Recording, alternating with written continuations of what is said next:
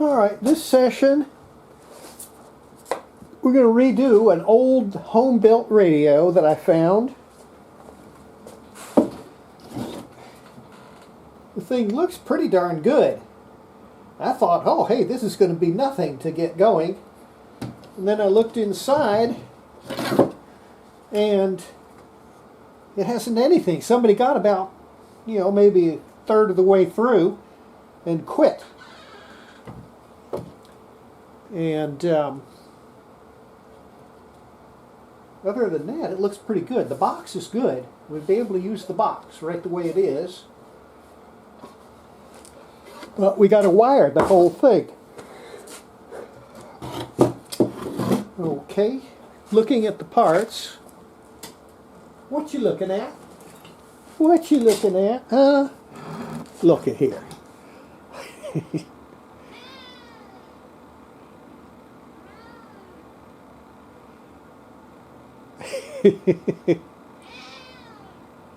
Yes, baby.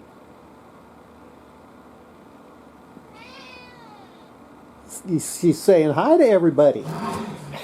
From looking at it, it is a regenerative set. Got an internal regeneration coil.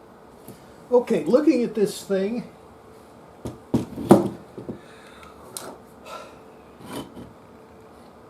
it's going to be a 2-tube regenerative. Analyzing the circuit, this coil here, we've got 2 taps that are adjusted with switches on the front. Okay? And we have the variable coil for the regeneration. And we have the tuning condenser. And we'll have to add a condenser for the antenna. We've got the grid leak. We'll have to add a condenser for it. There's no condenser. Okay, the rheostat is down underneath. We've got that. Add the O2, add the 001. Transformer. Okay, we've got that right here. Okay, and the second tube. Pull these out so I don't drop them. And we add one more condenser there. That's all there is to it. Alright, so what we have to do first is run the filaments. Okay? On this type of radio, we generally will put the second audio tube at full gain. You don't need to vary the filament on it. The first one we vary, and that gives us a volume control. But the second one will always be full blast. On a 2-tube one, you're so low on signal that full blast on the second one is always going to be correct. So we hook the second tube directly onto the filament supply, and the first tube, the regenerative detector, with the rheostat. Okay? Okay, this one has to be the number 2 tube, so it goes directly to the power. Now, where do we connect power? Alright, let's say we'll put 3 more connectors right here for the power.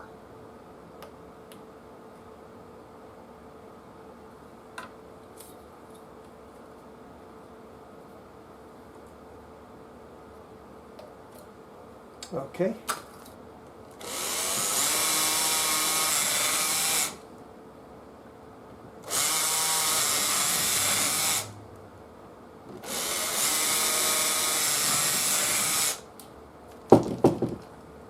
All right. Taking these.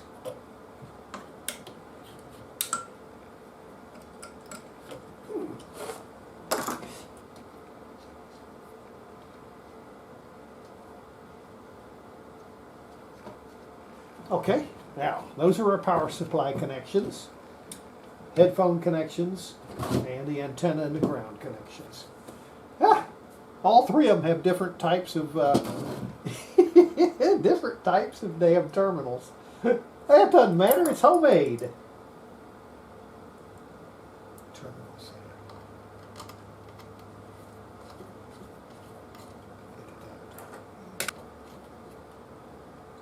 That's perfect.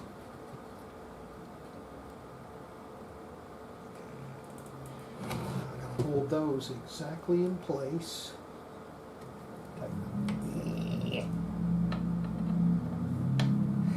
Okay, now, it moved. The damn thing moved. Okay, now we got it. Okay, now that takes care of all of the mechanical parts. Okay, I think it would be best to put the filaments in the back. Here we have the filaments on the outside. I'm going to reverse that one. Sometimes just a few small changes can make it to where it's a lot nicer in the wiring. If we put that socket in the wrong orientation, then the wiring is more difficult. Now, something that you'll notice on these sockets, they'll show a plus and a minus on the filament. It's completely nonsense. It doesn't matter which one you connect to the plus or the minus. It doesn't matter at all.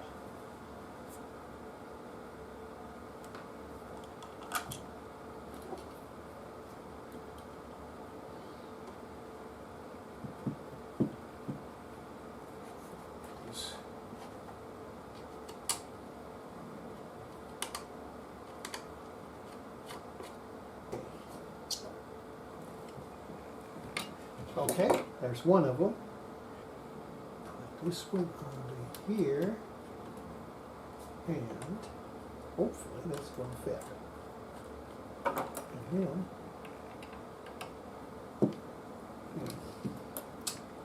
tighten it. Okay, very good.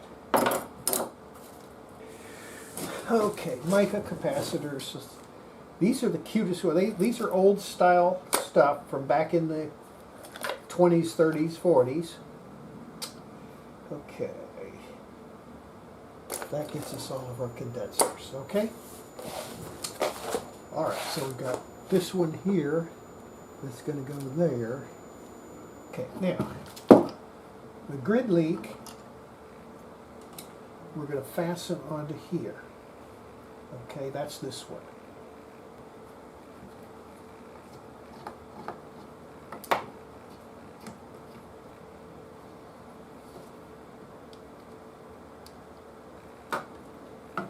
Okay, and that goes back on there.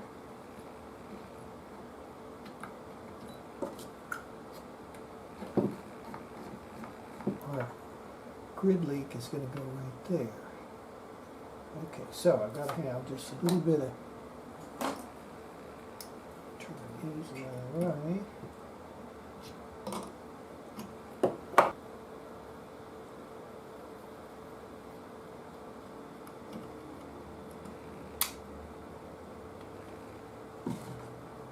Let's see.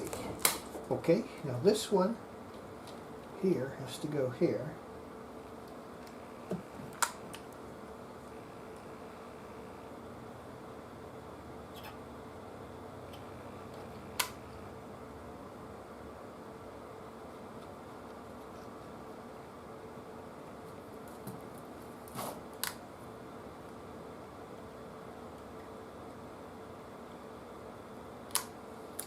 Okay.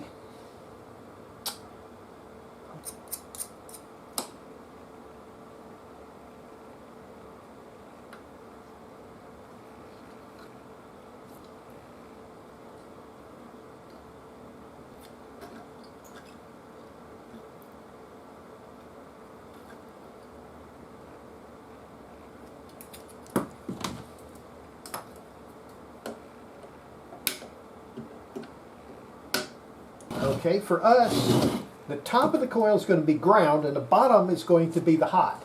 Okay, so that's going to make it to where we have them in the right place and the right one, okay?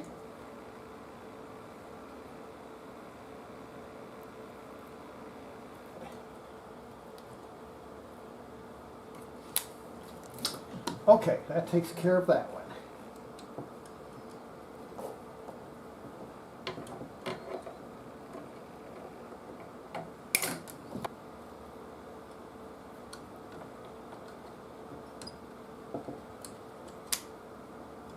All right. Nice. Okay, that's our ground to the ground terminal. Now we got to go from there over to that adjustment. Okay, we'll take another piece of wire and we're going to go here and we're going to go down. Okay, go down by that amount and then we're going to go over. Okay, it's going to be about the right length. Okay.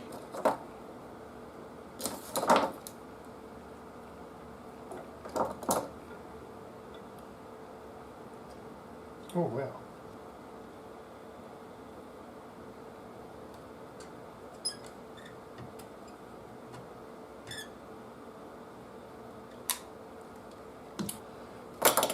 That gets our ground terminal over here hooked up, and it gets our switch. We got from common over to there, and then we've got from the switch itself to ground. Okay, so that takes care of that. Now the next thing we got to do, we got to hook ground onto the rheostat. Now something I've got to do is measure the rheostat and see what value it is.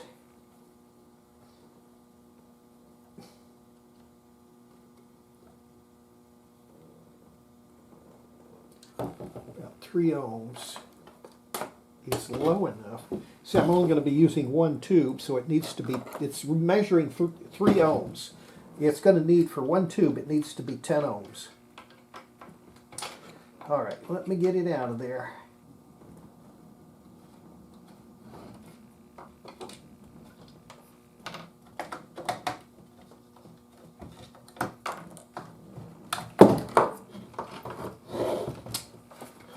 Okay.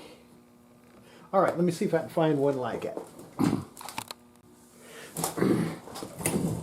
Okay, this one is 10 ohm or 25 ohms. That'll do just fine, right? It has the right spacing of holes and stuff like that. And the knob is a different size, but we'll see what we have to do for that. If we have that on there, it doesn't really match. It would be better to have a ferrule knob. Okay, let me go see if I can find a knob that is more appropriate.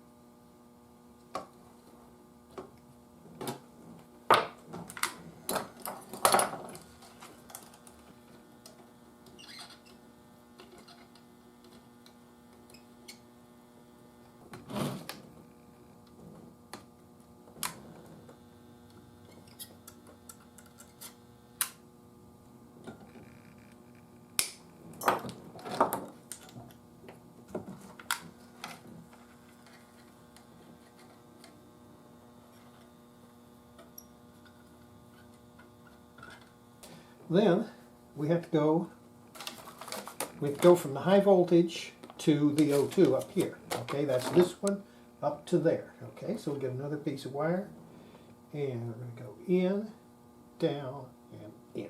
Okay.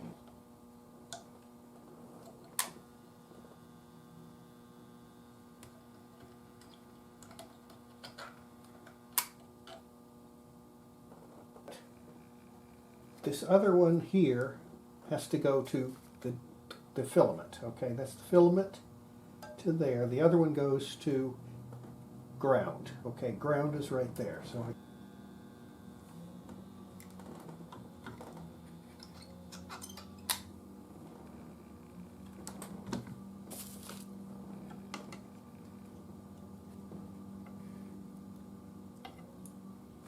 that looks good.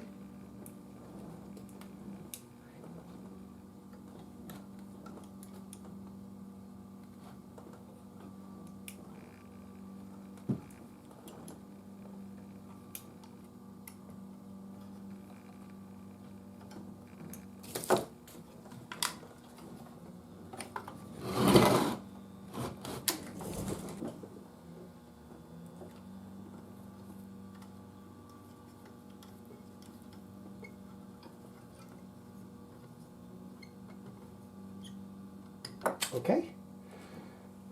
Okay, that takes care of the first tube. We've got the -5 hooked to one and ground to the other.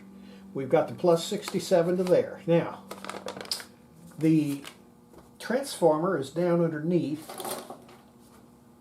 We got to have our 67 volts going to that transformer in our .02. The O2 we've got already on there. That one's taken care of. So I got to go from there to the transformer. Of course, if you buy tinned bus wire, you don't have to use this and skin it. I just happen to have all this on hand. I had an old transformer that had this in it. It had about 200 feet of it in there. So, you know, bus wire is expensive. You buy a roll of that bus wire, it'll cost you $25. And I just soon use this. It takes a little bit of time to skin the ends, but use that $25 to get me some beer or something.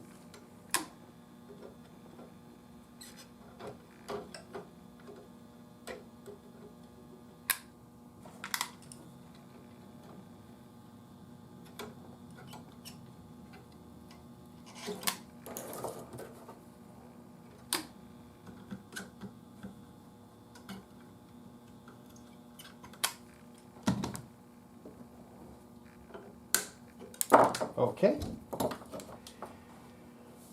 All right, now, the next one we've got, we have to hook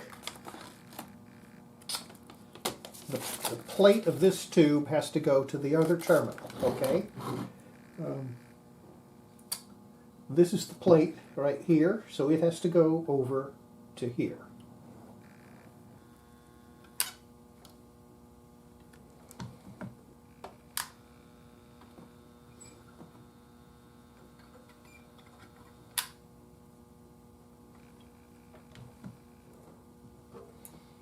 All right, that takes care of the plate. Okay, we got all that done. We got the filament done. Now, we have the grid half of the transformer.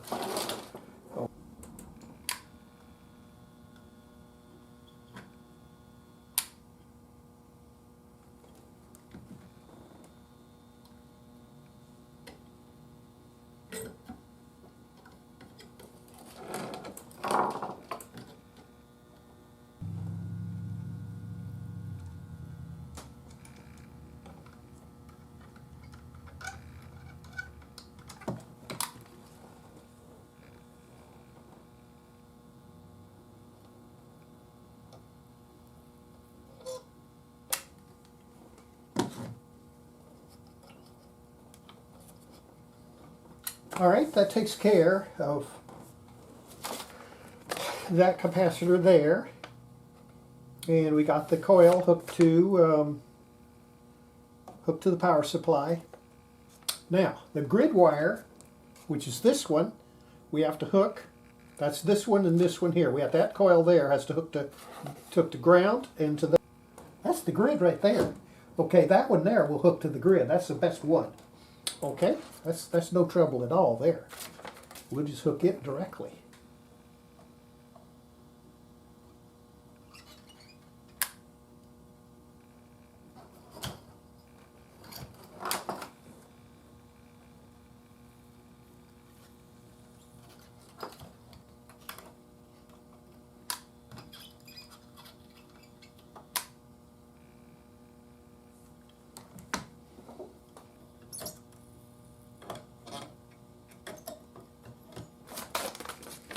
So that takes care of all of this. We've got everything done there. We've got that done. And now we have to run a wire from the filament over to the other filament on this tube here. And we have to have one of them from there to ground. We've got you come over here to supervise. Did you come over here to supervise? You little rascal. Oh, you little baby. Look in the camera and say hi to everybody. Say hi to everybody.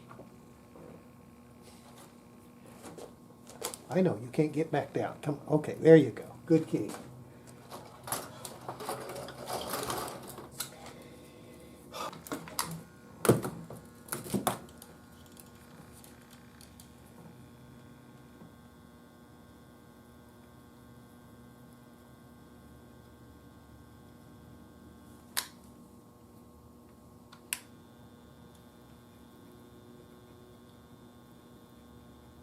Okay.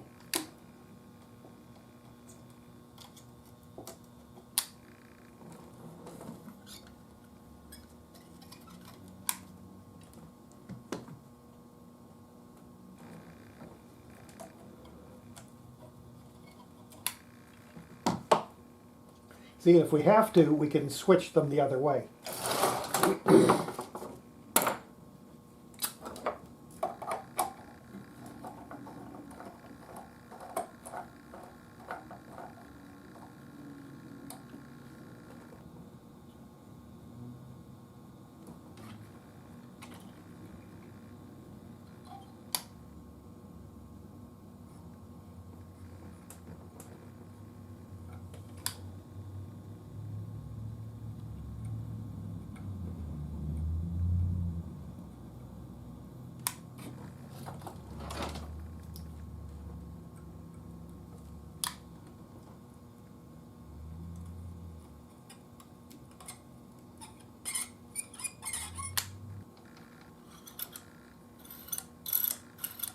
Okay.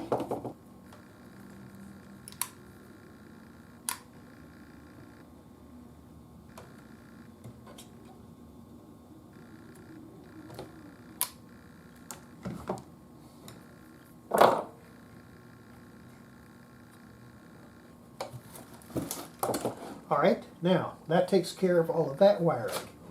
Okay, we've now got all of this stuff wired here. The only thing we'd have to do now, we've got from the top of the coil to our grid leak. Okay.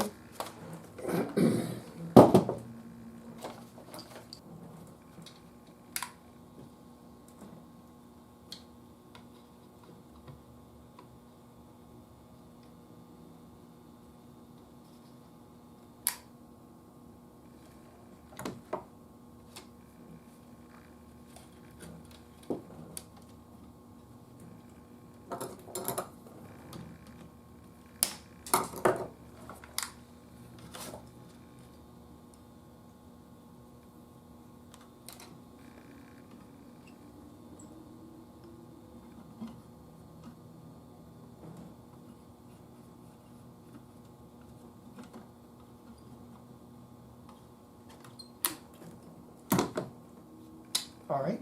All right, that gets the one from the top of the coil to the grid leak. Okay, that's coil to grid leak. Now we have to go from grid leak to the grid of the tube. Grid of the tube is right here.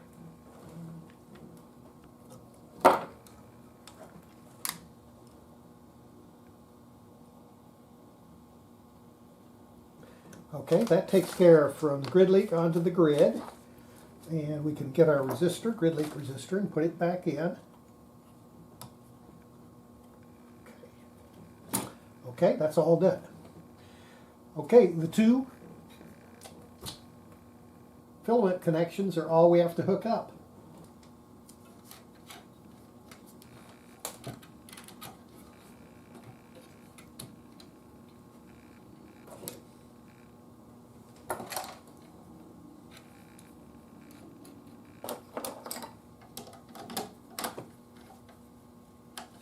Okay. All right, that's the one from the rheostat to the filament. We got that little piece of wire going there. The next one we have to run from the -5 all the way over to the filament. Now, the -5 is right here. Okay, we're going to go from right here straight across to this other one. Okay, slip that through. Okay, I'm going to do this one first because it's the most difficult.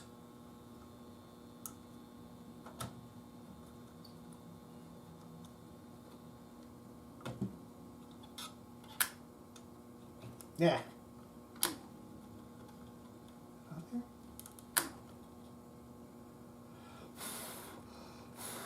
Okay, it's on there.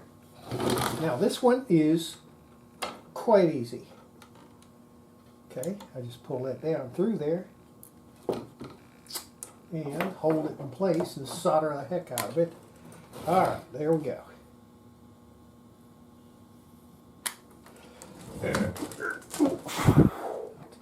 Perfect. Okay, get some solder.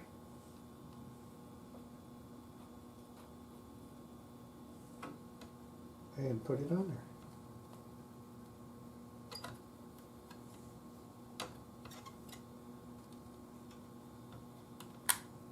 Okay.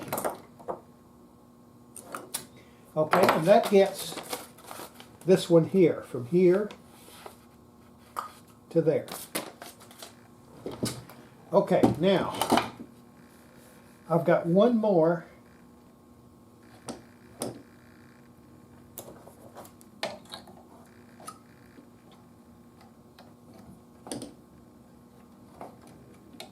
We might have to use a capacitor. We may have to have a capacitor in that line because the antenna may load down the coil too much. See, the antenna has capacitance, and it could detune the coil. And if so, if that happens, we'll put a capacitor in there, and that'll make it to where the antenna will feed signal, but not detune it as much as it would with just direct connection. Okay, I have no terminals undone. Okay, every terminal on the circuit has been connected. The whole thing is completely wired. It looks very nice. It looks very nice. You know, and this wire here, this one here, that's a little bit odd looking. That was from the 1930s. Yeah, I'll leave it there because it's original, and I want to leave it sort of original. It has some of it original. It all looks original. Looks completely 1930s type of wiring. Everything in it is 1920s and 30s wiring, and that's the way I want it to look. Okay, and we've got a couple tubes. We just take them. Let's see, what do they look like? Good. We've got our speaker here, horn speaker, and got our power supply and a radio. We're going to hook her all up and test it. First, we're going to set the power supply up. Okay, we want that to 5 volts, filament voltage. And we connect the common. All right, I'll need some wires on our connections here so we can clip onto them.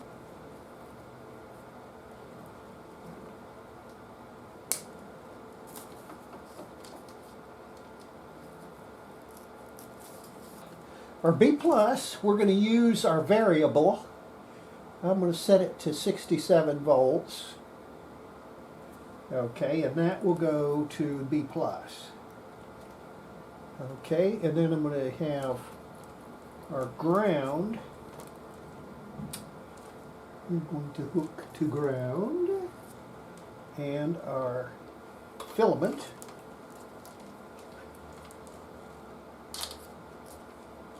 Okay, we got one tube hooked up, and it is glowing. Okay, and if I touch the grid link, we should get a buzz. Oh, you gotta have a speaker hooked up. Okay. That goes in here.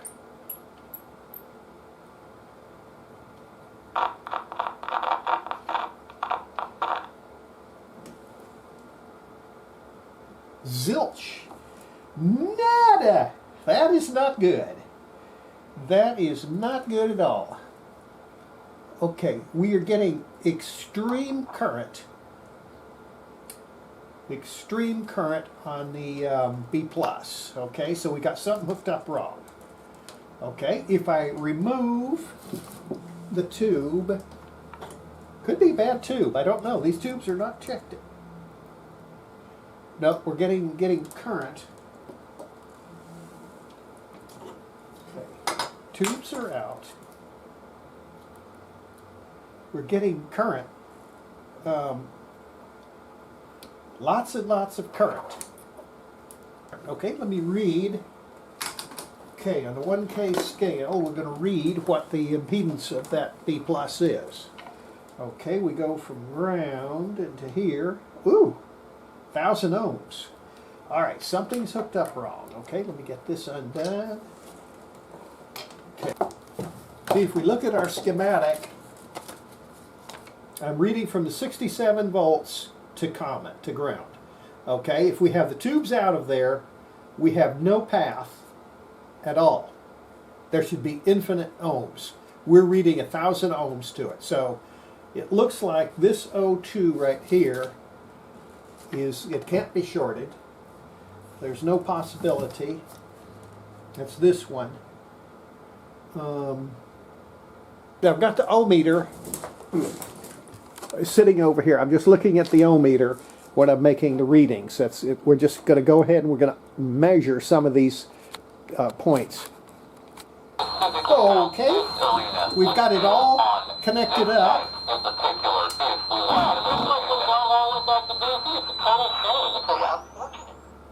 This is the regeneration. We can see as we bring the regeneration up, increasing it.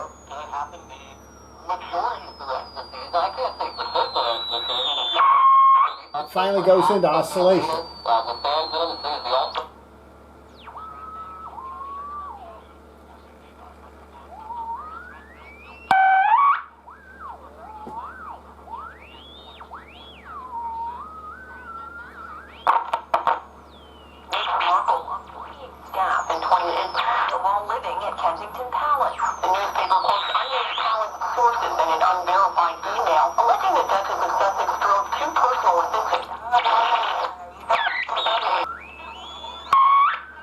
Okay, what I'm going to try to do, we're a little sensitive on the feedback, so I'm going to go ahead and I'm going to put a resistor across it.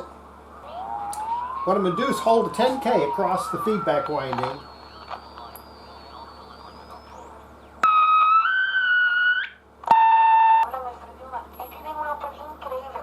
See, now that's a 2.2K. Okay, it looks like about a 3.9K.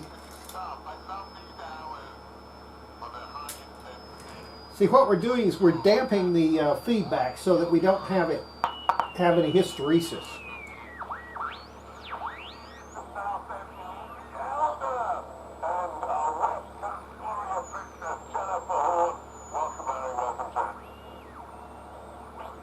That's a 3.3.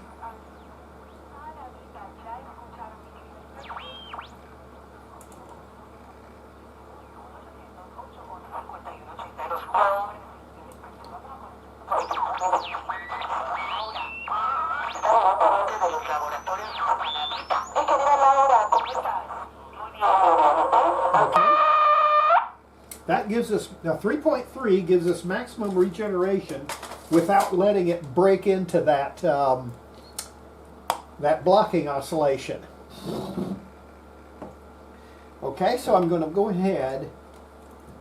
See, what we're doing is we're putting across this coil here a resistor. By placing a resistor across this coil, it makes it to where we dampen down the regeneration. Because what we're doing is it's putting so much feedback through that it drives the tube into cutoff. Okay, then the feedback disappears and it regenerates again. And it does this over and over and makes that loud squealing noise. By putting this resistor in there, we limit our maximum amount of feedback to where we can't quite reach that blocking oscillation. The only other way would be to reduce the number of turns on the coil, which would be very difficult to do. We'd have to take the coil out of there and pull turns off of it and start playing with it. So we can just put that resistor on there and that will do the same thing and be very easy to do. Okay, now I'm not going to use a modern resistor. I want an old-fashioned 3.3K resistor. Okay, these are all these old dog bone resistors. I have several thousand of them, and this is a small assortment here. I might have one in here. I need a 3.3K. Okay, that'll be, we're going to have an orange body. I don't know what that, this is incorrect here. This is okay, that's 30K. That's not going to do. Okay, I need one with an orange body.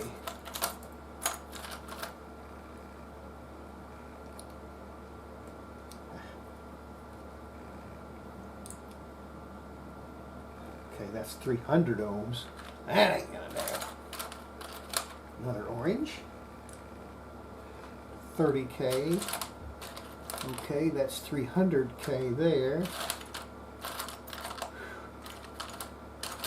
Okay, here's a 3. Okay, 30K.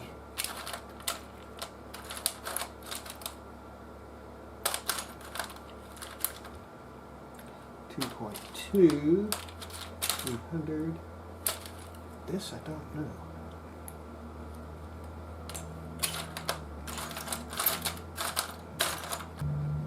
See, I need one with an orange body and a red dot.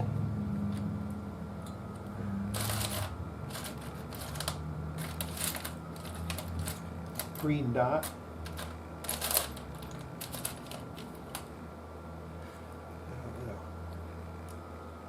Way up there. Okay, this one is 4,000. See, it's 4000. Okay, I'm going to save that. That might be the closest we can get. If you get one that just has solid colors, it's going to be all the numbers the same. This would be 333, which would be 33000, 33K, and that's what it reads.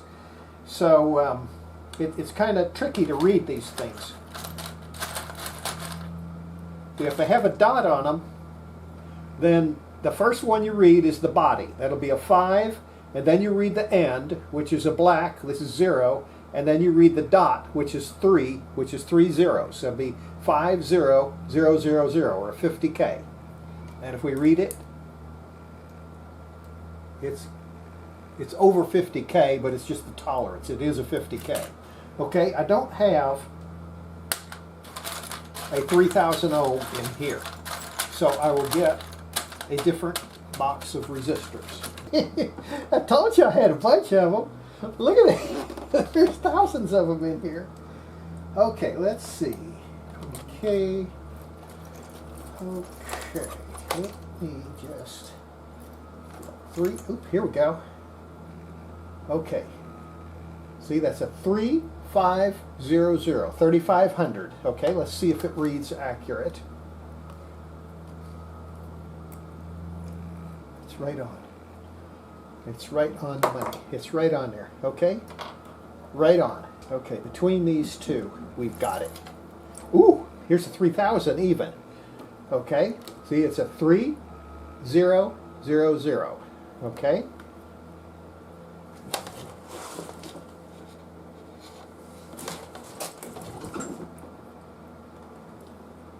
Okay, and it reads very close.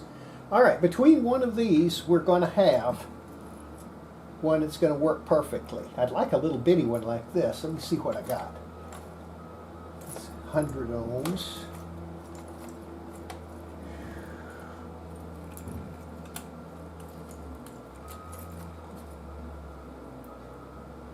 Okay, see, this one has no dot on it, so we're reading 30, and then it's same as the dot is equal to the body, which is a 3, so that's 30000 or 30K. Okay, well, that's too high. This one, I have no idea how to read. It's a 3, 7, and a silver. I have no idea what a silver is. Okay, let's see what it reads. Okay, it's going to be very low. It's 3 ohms, I guess. I didn't know that they made these in that low of a resistance. Okay, that's megs. Okay, here's a little one. Here's a little one. All right, we have a 3, end is same color, 33, and red is 2 zeros, 3300. And it reads right on, okay? Even more. Okay, so let's fire it up and we'll see if one of these will work. I know one of them will work. Okay, this one is too big. I don't want to use a big one like that. Okay. One of these two here is going to work, and this one might be the last resort. That's a little big too, but it's right on the money. Okay. Beautiful.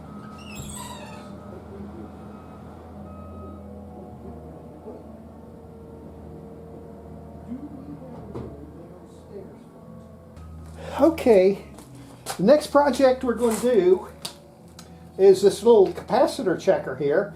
This is from back in the 30s, and I'll just do it while I'm waiting for the oil to get here for the vacuum pump. I can't make vacuum tubes because the vacuum system is down. I don't have any oil for the vacuum pump, and I've got it ordered somehow or another. I didn't notice that I was down to just a little bit in the bottom of the bottle. So I can't do any tube making right now. So we'll just do another project to fill in. This is a condenser analyzer, and we'll go ahead and do that next.